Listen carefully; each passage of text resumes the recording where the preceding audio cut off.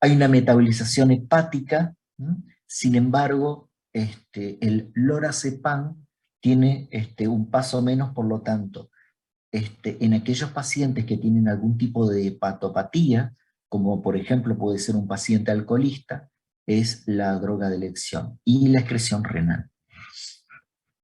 Acá tenemos un cuadro comparativo en el cual vemos de lo más importante que tenemos acá es las dosis equivalentes. ¿Por qué? Porque si vos tenés una adicción a una molécula o una tolerancia a determinada molécula y lo tenés que switchar, lo tenés que cambiar, entonces vos ves, el, ves la dosis equivalente para hacer uno por otra. Vos tenés dos formas de clasificar a las benzodiazepinas. Uno es por la vida media y otro es por la potencia. La vida media te va a servir ¿para qué? Para hacer una distribución de cómo tiene que tomar la medicación. Entonces, ¿cuáles tenés que manejar vos? De acción larga. ¿Cuál es la más larga? El diazepam. El diazepam tiene una, una duración entre 12 y 24 horas, o sea, lo puedes dar una o dos veces al día. Hay una eh, eh, digamos, característica, y es que el diazepam es una de las benzodiazepinas que menos tolerancia, algo menos adicción produce.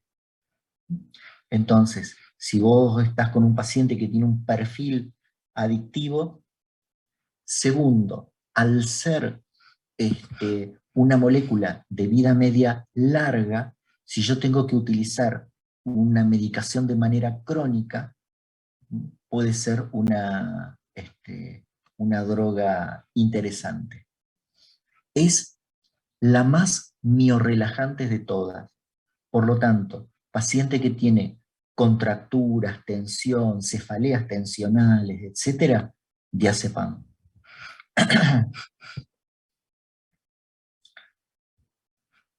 Si bien el clonazepam, que es la otra molécula que tienen que manejar, está dentro de vida media prolongada, podemos decir que tiene una vida intermedia. Se da entre 2 a 3 veces por día.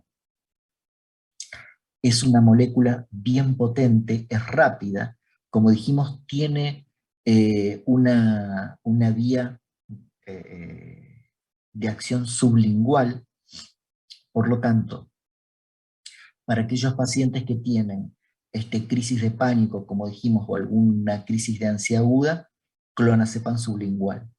Tiene cierto efecto relajante, no tanto como el diazepam. Tiene, como ya dijimos, un efecto ansiolítico y antipanicoso importante. Este, y cuando uno tiene cierta inquietud, temblor físico y demás, funciona bien.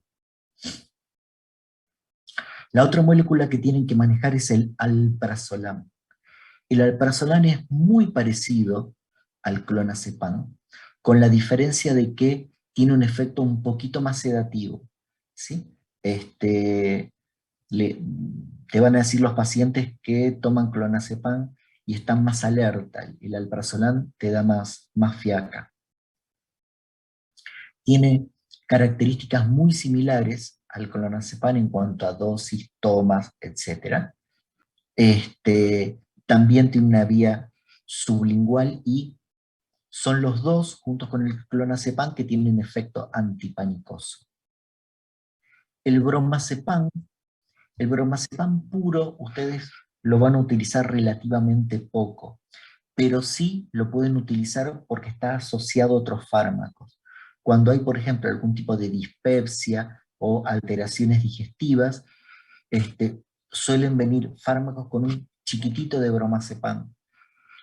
Andan bien para los cuadros psicosomáticos, ¿no? Es muy suave, es muy, este, es muy noble la molécula, no tiene prácticamente efectos secundarios. Sin embargo, la gente prefiere los que tienen más potencia en general. El flunitrazepam es un fármaco que hace 20 años atrás existió un problema porque es muy adictivo. Entonces se empezó a tener un control bastante estricto de esta molécula. Eh, Hoy por hoy se la utiliza solamente cuando hay problemas de sueño resistente a otras benzodiazepinas, pero se utiliza muy poco, se le sacó mucho. Profe, Sí, Caro. se me cortó, se me cortó y no escuché bromoazepam. El bromazepam. Decíamos que el bromazepam es una molécula muy suave que anda bien para cuadros psicosomáticos y que suele venir asociado a fármacos para toda la parte digestiva, ¿no? Para síntomas somáticos principalmente digestivos. El lorazepam es un fármaco que también es muy potente, anda muy bien para cuando hay cuadros de agitación, porque es bien sedativo, no da tanto sueño, pero sí produce mucha relajación este, y para, y funciona como un buen antiimpulsivo. Como dijimos, no tiene pasaje hepático, por lo cual es de elección para pacientes con hepatopatía. Este, si tenés un paciente agitado, por ejemplo, o inquieto, alcoholista, lorazepam de cajón. Y otro que pueden tener es el midazolam, que en realidad el midazolam se lo utiliza como un inductor del sueño. Se puede utilizar como inducción para algunos anestésicos y demás. Pero se lo utiliza solamente para sueño.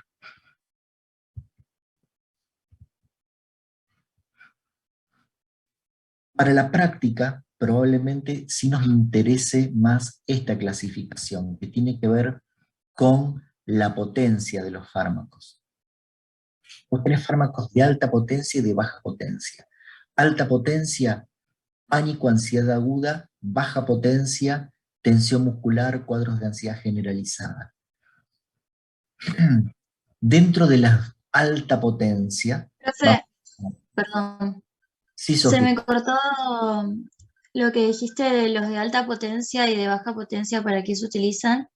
Sí, alta potencia. Entonces dijimos pánico, cuadros de ansiedad agudos, como por ejemplo un estrés postraumático, ¿sí? O un cuadro de estrés agudo.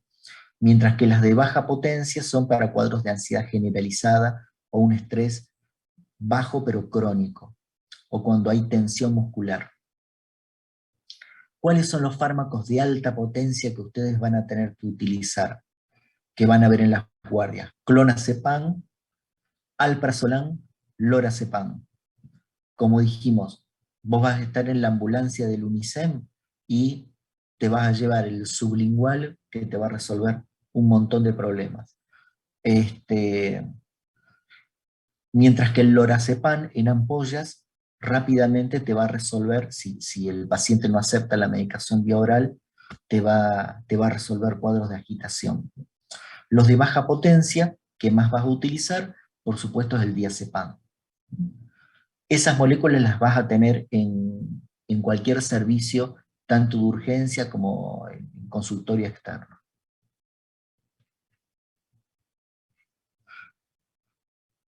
Este es un cuadrito en donde les pone las acciones clínicas, dónde actúa y las propiedades que tienen las benzodiazepinas.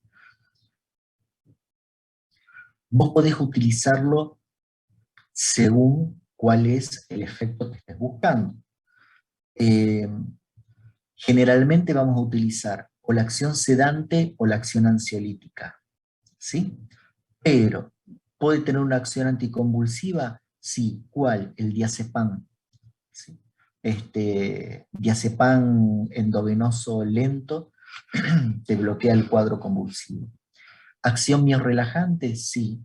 Diazepam en primer lugar, clonazepam en segundo lugar. Acción hipnófora, sí. Los que se utilizan como inductores del sueño, por ejemplo, el midazolam. Acción amnésica. ¿Cómo es esto? Hay estudios en los cuales si se dan benzodiazepinas de alta potencia, principalmente clonazepam, a altas dosis, te produce un efecto amnésico. ¿Vos para qué los buscás? Para, por ejemplo, cuadros de estrés postraumático, para evitar que el recuerdo se pegue de manera muy intensa. Entonces puede funcionar como una acción preventiva. ¿Cuáles son las indicaciones de las benzodiazepinas?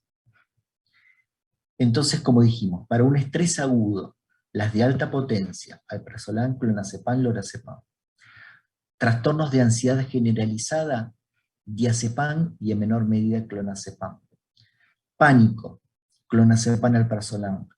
Para unas fobias, acá para las fobias tiene un efecto más coadyuvante a la psicoterapia. Para el estrés postraumático, clonazepam, cuadros psicosomáticos todos. Para insomnio, los inductores del sueño. Para abstinencia, acá hay que tener cuidado, después cuando Micaela les dé la clase de adicciones, van a ver que uno trata de utilizar poco las benzodiazepinas en la abstinencia de ser posible. ¿Por qué? Porque el paciente puede quedar pegado a las benzodiazepinas. Entonces, para la cuestión urgente te puede servir, pero no tiene que ser el tratamiento de base, las benzodiazepinas. Para agitación psicomotriz, lorazepam, clonazepam, convulsiones, diazepam. ¿Preguntas hasta acá? Profe, entonces en el caso de la abstinencia, sería que lo daría tipo Bien. así. En caso de abstinencia, es probable que el paciente empiece a temblar, que empiece a estar agresivo, inquieto. Entonces podés utilizar lorazepam. Pero una vez que se va esa sintomatología, rápidamente lo sacás y lo podés trabajar con otro fármaco. ¿Qué otro fármaco? Antidepresivos con efecto sedativo, antipsicóticos con efecto sedativo. Hay un fármaco que se llama pregabalina. La pregabalina tiene acción ansiolítica, aunque es de la familia de los antiepilépticos, lo vamos a ver mañana. No, mañana, la semana que viene. Pero que también se puede utilizar para las abstinencias. ¿Está? De manera que te puede ayudar para salir del paso, pero no para que lo tenga como tratamiento de base. ¿Se entendió, Carolina? Bien. Como dijimos, las dosis, si bien hay dosis estándar, va a depender muchísimo de la tolerancia de cada paciente y de la respuesta a cada paciente. ¿Sí? Así que en ese sentido van a tener que ir de menos a más para ver cuál es la dosis adecuada. ¿Cuáles son los efectos secundarios de las benzodiazepinas? Acá vamos a hacer bastante rápido porque seguro que ya lo han visto. ¿Qué cosas nosotros tenemos que tener en cuenta? Que las benzodiazepinas te pueden bajar los reflejos, por lo tanto, ojo al manejar vehículos, autos, motos, bicicletas, etc. Pueden provocarte, y algo que es bastante frecuente, alteraciones en la memoria. ¿Esto qué quiere decir? Son los que se denominan olvidos benignos. Estos olvidos benignos son reversibles al retirar la benzodiazepina, es porque se pegan en hipocampo. Disminución de la agudeza mental. Sí, el paciente está más lento y puede dificultar su concentración. Muchas veces se utilizan, por ejemplo, benzodiazepinas para antes de ir a rendir, por ejemplo. Entonces, es un efecto ahí medio complejo, porque si bien vas a estar más tranquilo, podés estar con menos rapidez mental. Te puedes dar ataxia, disartria, bla, bla, bla, todo esto no importa, pero esos son los más importantes. Algo que tienen que tener en cuenta son los que se llaman efectos paradojales. ¿Han visto efectos paradojales? Sí, un efecto, o sea, el efecto, el mecanismo de acción del fármaco, que se supone que sirve para generar tal cosa, se genera todo lo contrario. Exactamente, Juan. Un delirio, un ataque de ansiedad que se genere por ejemplo, con la ventilación. Sí, podés tener alguna idea deliroide. No es tan frecuente con las benzodiazepinas, pero puede darse. Las benzodiazepinas aparecen efectos paradojales en chicos y en viejos, ¿sí? Por lo tanto, muchas veces uno va a un geriátrico o va a un adulto mayor, una guardia, porque no puede dormir, le das una benzodiazepina y el tipo se pone, al contrario, se empieza a agitar. Entonces hay que tener cuidado con eso.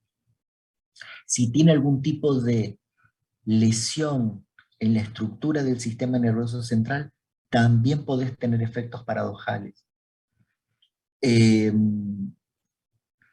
Si tenés una deshidratación, podés tener efectos mayores en cuanto a efectos secundarios o efectos paradojales.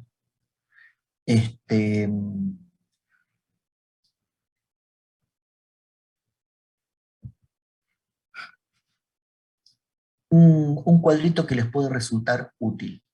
Esto es, vos podés tener un rebote, una recaída o un síndrome de supresión.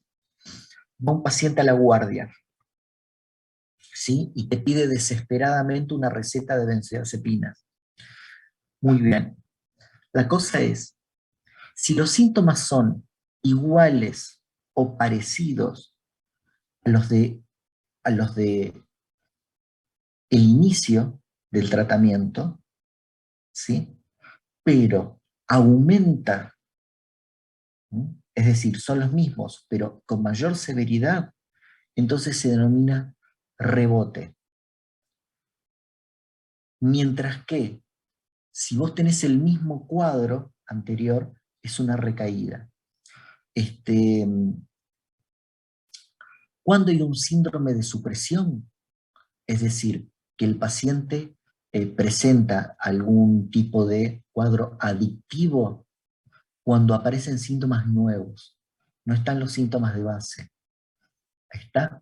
Entonces, todos se revierten tomando benzodiazepinas, pero vos te podés dar cuenta si hay una adicción o no, sobre todo por esto, porque aparecen síntomas que no son los que los llevaron a tomar las benzodiazepinas. ¿Está? Muy bien. Van a tener muchas intoxicaciones por benzodiazepinas, sea por equivocación o sea porque el paciente se quiso matar. ¿Cuál es la conducta? En este caso, lo primero que tenés que hacer es un lavado gástrico. Si bien se absorbe relativamente rápido, lo mismo tenés que hacer un lavaje. ¿Por qué? Porque si vos te tomaste 20 pastillas, no es que se absorben todas juntas, ¿sí? Se hace un bolo y podés sacar algo. Entonces, le haces un lavado. Por supuesto le pones hidratación, es decir, le pones solución fisiológica y lo dejas correr, ¿sí? Lo empezás a lavar para forzar la diuresis.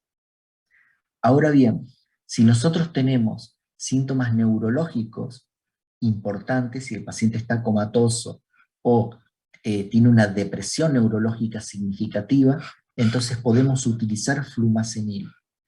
¿Cómo se utiliza el flumazenil?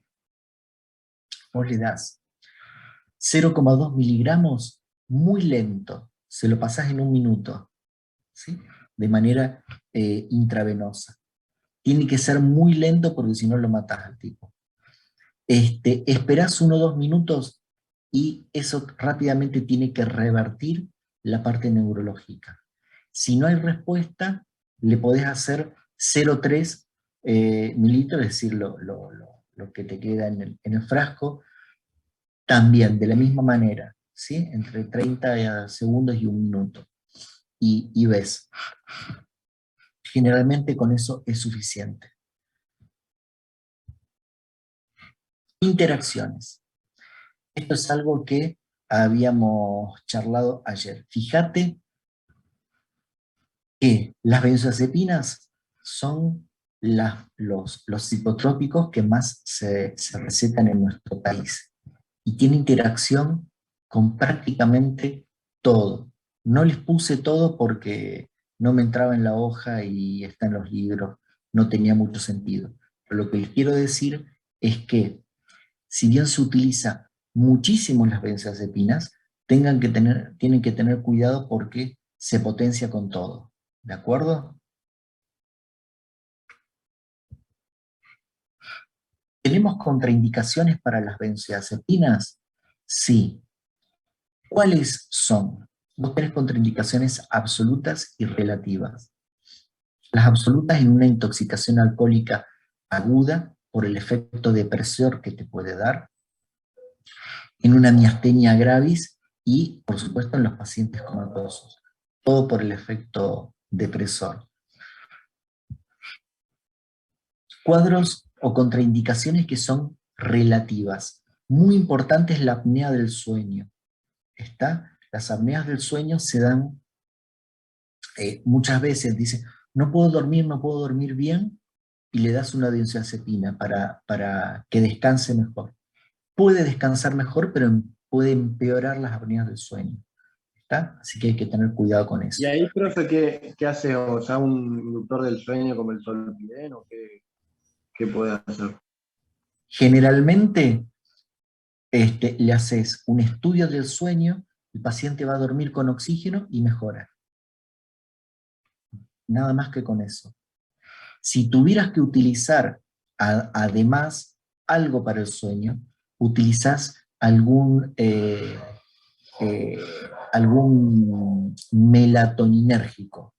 ¿Sí? Podés utilizar melatonina, agomelatina o uno que tenga que ver directamente con esto, con la melatonina. Cualquier complicación respiratoria, si tenés insuficiencias renales o hepatopatías, si tenés hipoalbuminemia, recuerden ustedes que necesita proteínas para ser transportada, por lo tanto en pacientes con una desnutrición significativa o una anorexia, etc., bueno, ojo con eso. Glaucoma de ángulo estrecho, algunos síndromes cerebrales orgánicos que ya lo dijimos, embarazo y lactancia, hay que tratar de evitarlos, y, como ya dijimos, las dependencias de drogas.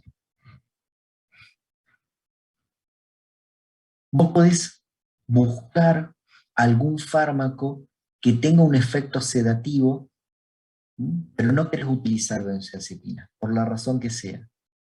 Podés utilizar antidepresivos, ya los vamos a ver. ¿Cuáles son? ¿Qué antidepresivos tienen un efecto sedativo? Dentro de los IRS tenés el citalopram, sertralina, paroxetina. Dentro de los duales tenés la venlafaxina. Dentro de tenés la mirtazapina, la amitriptilina dentro de los tricíclicos. Esos tienen todos efectos sedativos. Podés utilizar antipsicóticos, ya lo hemos visto ayer, pero lo vamos a repasar.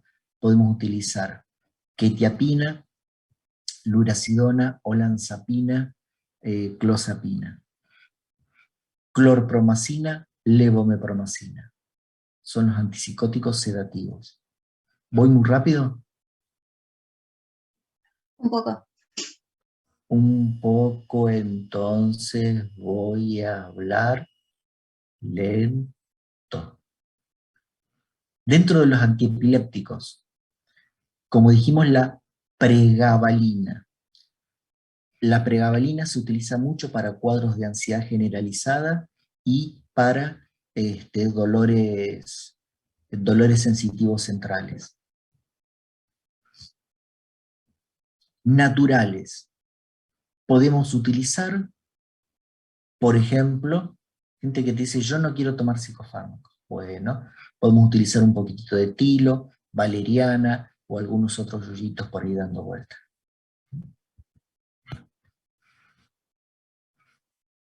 Juan preguntaba sobre los inductores del sueño. Muy bien, los inductores del sueño lo que hacen es inducirte al sueño. A diferencia del uso de las benzodiazepinas, no te provocan resaca. ¿Está? Porque tienen un efecto muy corto y mejora la arquitectura del sueño. Por lo tanto, con una benzodiazepina el paciente te puede decir que duerme, pero no necesariamente que descansa. Si te dice que descansa es por el efecto relajante. ¿Está? Por el efecto miorelajante. ¿Cuáles son los inductores del sueño que dan dando vuelta? Solpidem, sopiclona, esopiclona. Ustedes los van a utilizar mucho. Cuando hay resistencia, es decir, hay un sueño que vos decís, mira, no alcanza con esto, entonces podés utilizar sí, sedantes mayores.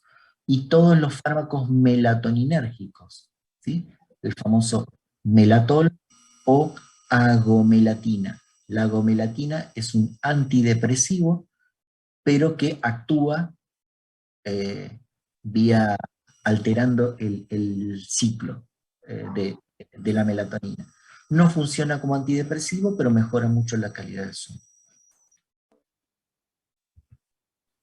Y terminamos. Preguntas.